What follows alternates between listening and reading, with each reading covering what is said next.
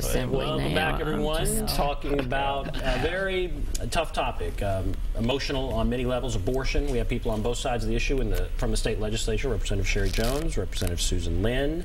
Talking about laws on the books, laws that will be proposed. We'll talk more about the laws proposed in a moment, but I want to get to the phones. Let's go to Philip. Hello, Philip. Hey, good evening. Hi, go right ahead. I have a question for both of your guests, and I believe abortion is wrong, but here's my question.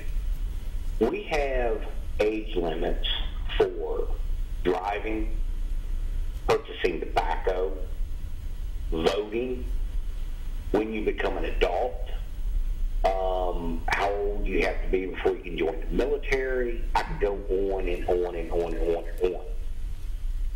How do any of your guests feel about an age limit for having a child, which is the most severe responsibility any human being can take part in?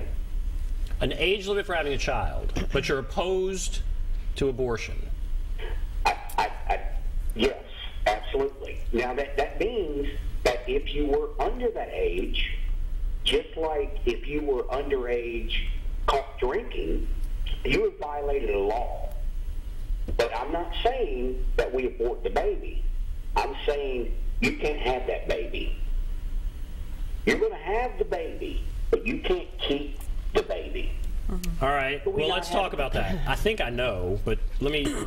You can both answer that question. Okay. No.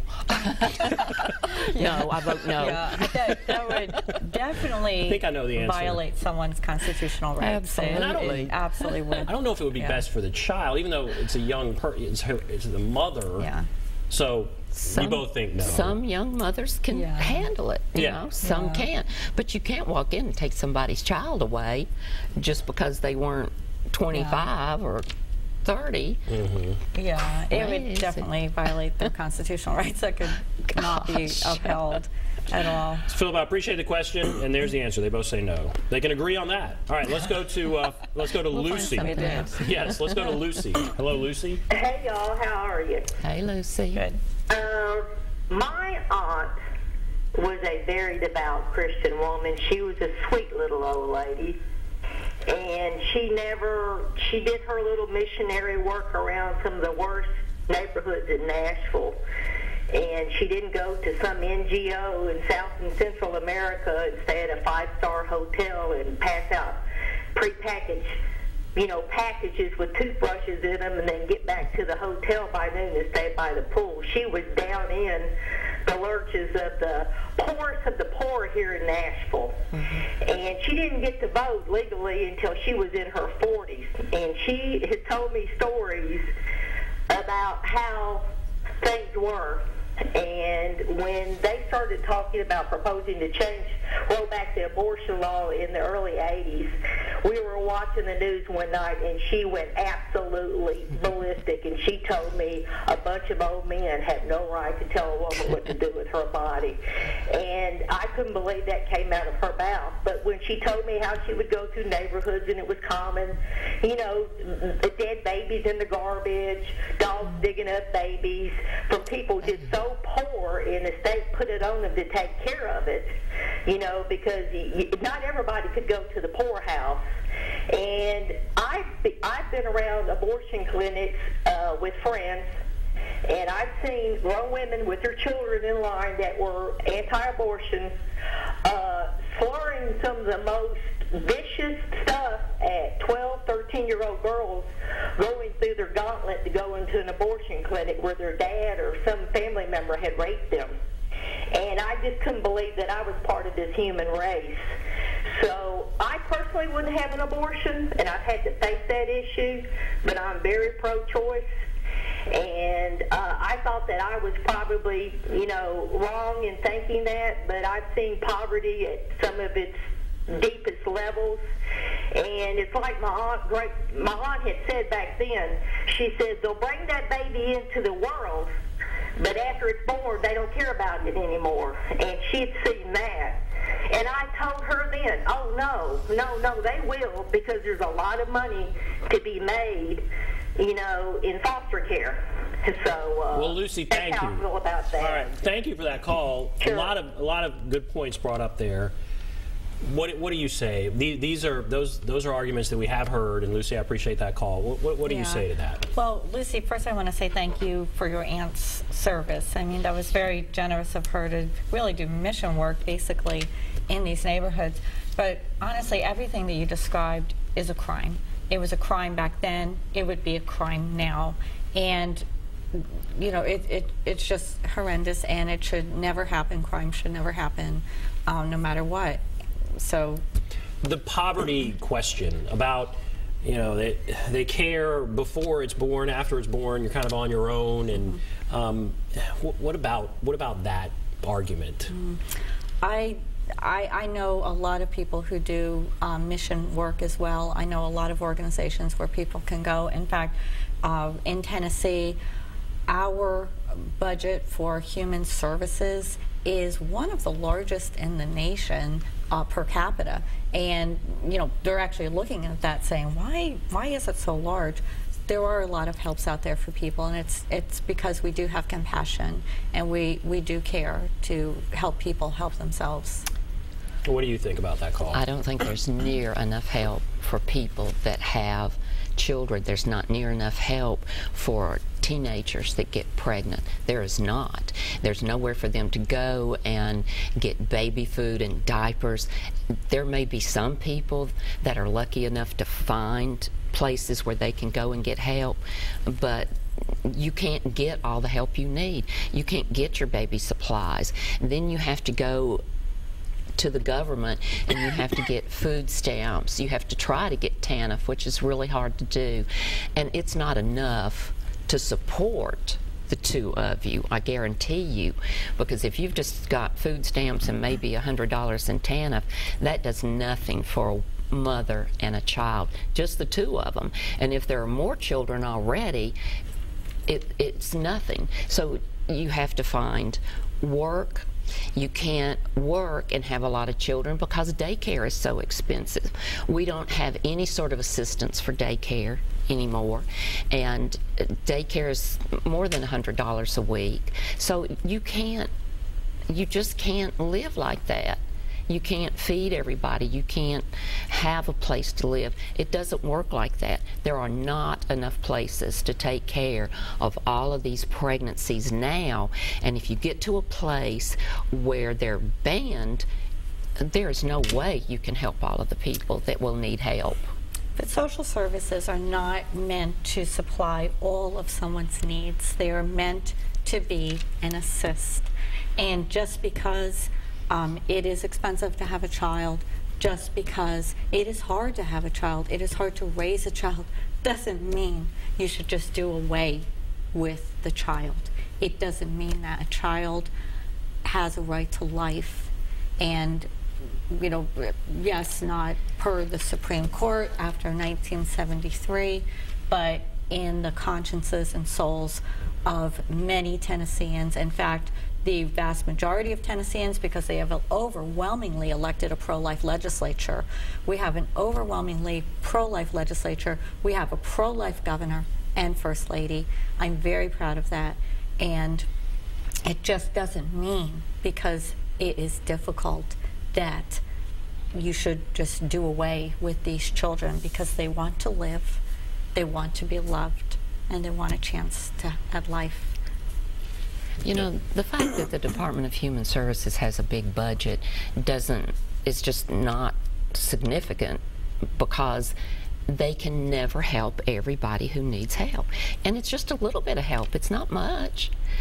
You know, food stamps, a couple of people, what, $150, maybe $200 if you're lucky. You can't eat for a month like that. So, no. We're not here to provide everything for everybody that has a child, but if they don't have any help at all, they don't have any support, what do you do about them? What do you do? How do they live? Where do they live? What kind of life does this mother and this child have? You know, we have to be, if we want everybody to have to go through with each pregnancy that they have, then we have to be able on the end to help take care of those people and those children. I am not going to sit by and watch children starve and go hungry and live without having anything to wear, and their parents send them out and they're out in the yard all day. I see so much of that through DCS. I just can't bear the thoughts of other children having to live like that. So as long as we're prepared to take care of those kids, then that's fine. But if we're not prepared to take care of them the way they need to be taken care of, then women have to make their own choices. And Lucy, she did paint a picture where women got abortions on their own, and that is something that we hear might happen if it becomes illegal. I want to talk about the laws that are in the pipeline. So the ultrasound bill is off the table. That's not going to happen this session.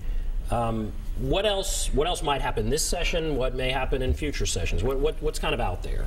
Well, last summer we saw those horrendous videos regarding fetal remains, and that it showed Planned Parenthood basically selling fetal body parts. I mean, you know, they can argue, were they paying for the fetal body parts? Were they paying for the disposal?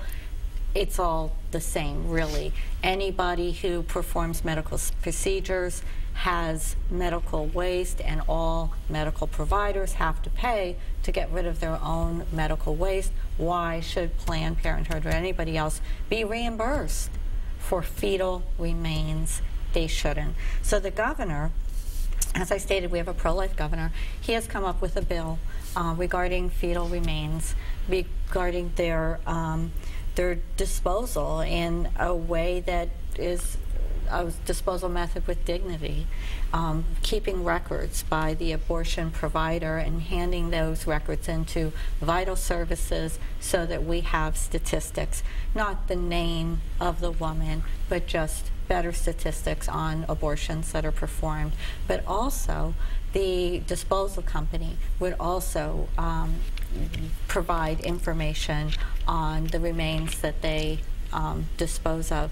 So this is a really good bill. There's actually a few more features to it, and I'm just really proud that our governor is sponsoring this. What do you think about that? I just need to say that the film that was mentioned was a concocted film, and the people that did it have already been to court. They've already been found guilty of concocting that whole entire situation. It is illegal to sell this fetus material after an abortion. Federal law says no. Planned Parenthood does not sell any sort of fetal material. They never have. They've never been in that business here in Tennessee, and they don't have any plans to ever do it. So do we have research going on with fetal tissue? Yes, we do. Vanderbilt does some. So a lot of the learning hospitals do it, and it helps contribute to all of those things that keep us well and healthy over years. But that was all concocted. Planned Parenthood, most of the work that Planned Parenthood does is in healthcare providing.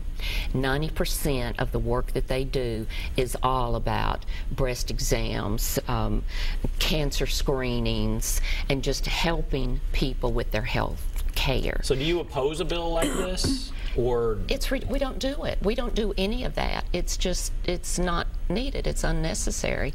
It's just a way of trying to make people think we do things that we don't do.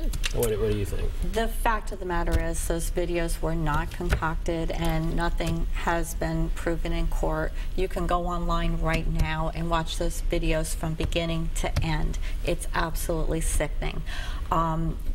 Also, the law right now permits reimbursement for the care of the body parts or the fetal tissue, the shipping, until the company comes and takes it away. It allows reimbursement for that. Certainly, reimbursement for that is highly unusual, because most medical providers have to pay to have their own medical waste taken away. They are not paid for their medical waste. They're simply not. So why would we allow abortion providers to be paid for this? Another aspect of it is that we're very concerned about is a lot of these abortion providers, like Planned Parenthood, are 501c3s. They exist off of contributions, government grants, and they do charge a small fee on a sliding scale. What if one of these tissue disposal companies, in lieu of some sort of payment for the storage of the fetal tissue, what if in lieu of payment they made a huge contribution to these nonprofit organizations? That's certainly a concern, and we don't want to see that happen, because that just wouldn't be right. My understanding is that the people involved in that video have been indicted.